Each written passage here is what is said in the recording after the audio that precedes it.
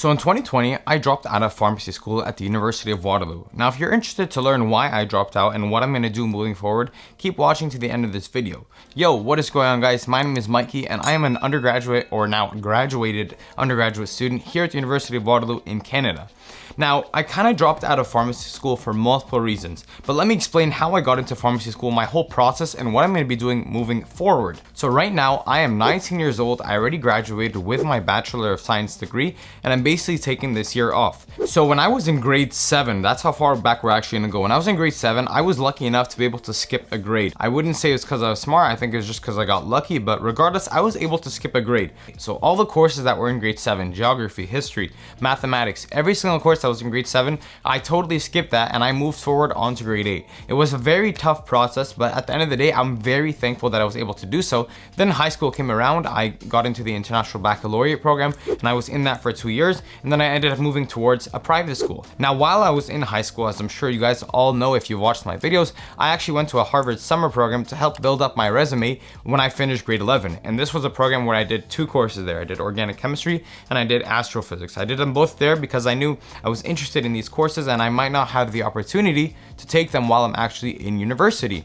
So that's kind of why I took them. And now, having finished university, I did end up taking organic chemistry, but I did not end up taking any physics courses at all. So I'm very thankful that I had the opportunity to be able to go to Harvard while I was in high school. Now, grade 12 came around and I wasn't 100% sure what I wanted to do. I had a lot of experience in the healthcare field, but I was also very interested in the computer sciences program at the University of Waterloo because it's a very rigorous program and it helps you become a great coder, which is something that I was very interested in. So I wasn't sure what I wanted to do. So I ended up actually applying to multiple programs: computer science, regular health sciences, Bachelor of Science, and then a program called the CAP program. Now, CAP stands for Conditional Admission to Pharmacy, and this is essentially a program, or more of a contract, that you get into. So they only take 25 people every single year from all of Canada.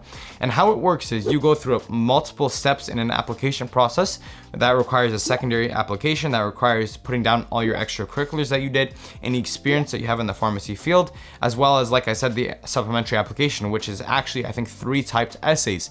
And this was kind of uncommon for Canadian universities. There's only specific programs in Canada that require this, and they are mainly actually graduate programs. So I thought, why not? Why not apply to this CAP program? Because I knew it would be a good fit for me if I wanted to finish school quickly while also being involved in the healthcare field. Now, the way this program works is that you essentially go through 2 years of a regular science undergrad. The 2 that they offer are honor science, which is basically an honors Bachelor of Science, and then a life sciences one. And how that works is that once you finish your 2 years of undergraduate studies, they automatically take you into the pharmacy school. You don't need to apply, you don't need to do multiple different steps, and you don't need to do that whole application process that everybody else not in this program has to do. But you still do need to do the interview. You still need to do this mathematics test that you do but in order to enter it. But you don't need to do extremely well in it. You just need to get satisfactory on it in order to get into this program. So it's essentially a very secure position of getting into pharmacy school after you finish 2 years of undergraduate studies. Now, although I wasn't 100% set on pharmacy, I thought I would apply. Now, the application process is actually divided into 2 categories. So like I said, the first one was the regular application, where you insert all your extracurriculars, your pharmacy experience, as well as your secondary application. And then from those people, they select 80 people that they bring in for an interview. I can't exactly say what the questions are, but they essentially want to get to know you and want to see if you have a true passion for pharmacy, which I did at the time. Now, I ended up actually getting into this program, and I started off with an honor science undergrad. Like I said, you have 2 routes that you could take: life science or honors Bachelor of Science, and I ended up going with the honors Bachelor of Science route, because I knew that if I did want to change my mind later on into a different healthcare field, I could do so through this honors Bachelor of Science because it was what I was interested in and I didn't have to strictly focus on life sciences. And going into this program, I was actually dead set on pharmacy. I did have medicine in the back of my head as a backup, but I wasn't sure if I was very interested in it or not, so I thought going into this program would be a very safe and secure position. Then a couple months passed on and I ended up finishing first year, and I started research in a gastroenterology team in St. Michael's Hospital. And that's when I started to develop my passion for medical school, and that's when I guess the idea started coming to my head on whether I should stay in this program or whether I should drop out and apply to medical school. Now, what was very frustrating to me is that this program was not easy. This specific undergrad was not an easier undergrad. So the percentages that you need to get in this undergrad in order to get into pharmacy school were significantly lower than the competitive percentages that you needed to get into medical school in Canada. So what that means is if I did want to get into medical school, I had to really work my butt off, considering that it was a very hard program. A program that most people don't take if they do want to get a medical school in Canada, because medical schools in Canada do care a lot about your GPA and how well you do in your classes. So second year came around and I wasn't 100% sure if I was going to drop or not, but I was kind of leaning towards dropping so that I could actually continue my path into medical school and apply and do my MCAT. Now, dropping this CAP program, think of CAP more like a contract. So it's like a contract saying once you finish your 2 years of undergrad and you complete all these requirements, we will essentially take you into the pharmacy school. Now, what I would be doing is basically canceling this contract and continuing on my route of honors bachelor's of science. So a couple months passed on and then the pandemic happened in the second semester of undergrad, and I firmly decided that I wanted medicine, and so I dropped the CAP program and I basically canceled my acceptance into pharmacy school, and I didn't even start it at all. This was a very stressful decision because I knew that I was putting myself at risk, considering the grades that I already had in undergrad and how I really needed to work hard, especially in that one semester as well as in my upcoming third year. So I thought to myself, why not drop it? Worst case scenario, I don't get into medical school this year or the year after or the year after that, and I just keep applying and applying and applying, and hopefully over the years I will end up getting in, because a lot of people say you do get into medical school after 2 or 3 tries here in Canada, and I actually know a bunch of people that didn't get in on their first time, but they got in after their second and after the third time. So then the summer came around and we were all stuck at home in the pandemic, especially here in Canada. We're under a lot of restrictions, as I'm sure you guys know if you do live in Canada, but it was great for me because I was able to study a lot for the MCAT. Now, the MCAT is a very important factor in terms of your application here in Canada for specific schools. Not all schools look at the MCAT, and a lot of schools actually look at the MCAT differently. Like U of T just wants you to have specific cutoffs in each of the sections, while Ottawa doesn't even look at them. McMaster only looks at one section. Western wants you to have an all-around great score. Queens, no one knows about it because they don't release their information.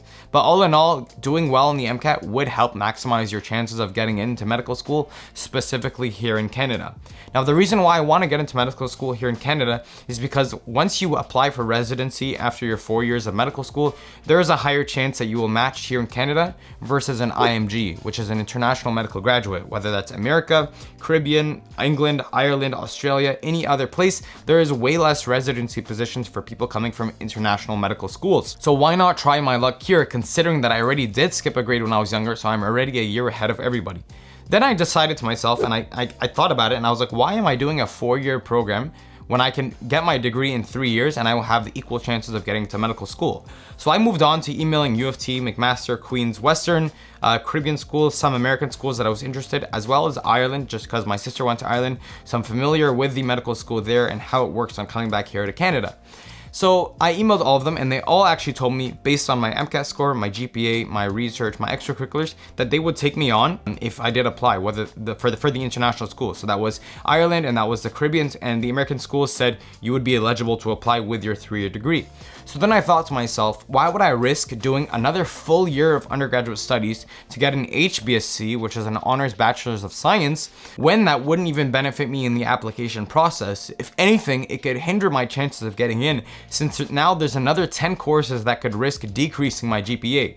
So I thought to myself, why not just get my 3-year degree this year, work on research in the whole year, do extracurriculars, do a bunch of things, and basically take the year off. And that's essentially what I'm going to be doing in this upcoming year, working in research in McMaster as well as St. Michael's Hospital. That's basically what I'm going to be doing. And on my time off, I'm actually going to be traveling. Like later this month, I'm filming this in early July actually. Basically, I'm filming it early because I know I'm going to be on vacation later on.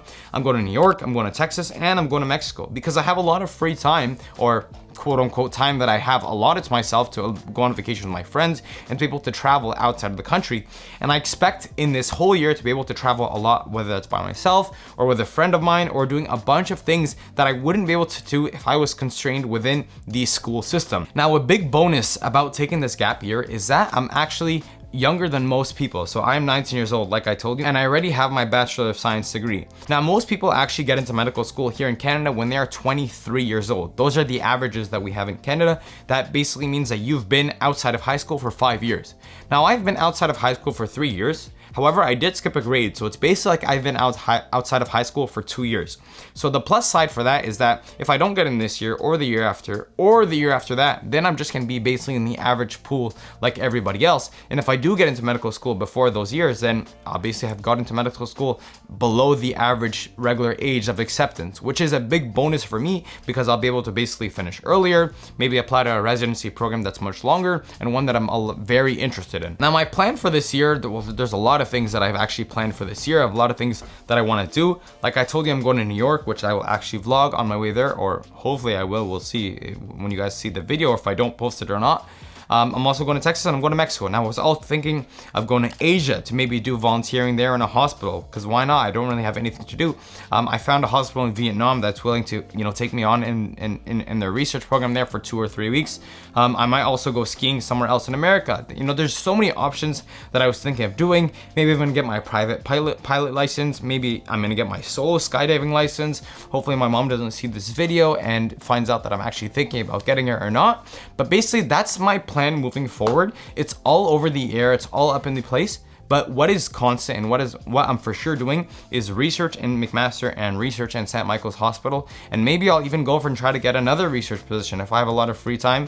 And I know I'm still going to be vlogging everything on YouTube. I'm going to be posting my videos about studying and note taking, as well as information about medical schools, because I'm also looking for it. And I'm also applying this year into the class of fall 2022. So I'm applying this year, hopefully that I can get into medical school for the year after that. Now this basically sums up the video. It's more like a life update video. I just wanted to let my viewers understand where I'm going with this channel and where I'm going moving forward. If you guys did enjoy this video, or if you have any questions at all, or what are you guys doing this upcoming year, let me know in the comments below. Are you guys going to a regular undergrad? Are you guys taking a year off? Are you already in medical school? Are you in another healthcare school? Are you in any other professional school? Are you working a 9 to 5? What are you doing? Let me know what you guys are doing in the comment section down below, because I'm very interested to hear about it. Thank you guys so much for watching. I'll catch you guys on the next one. Take care and take it easy.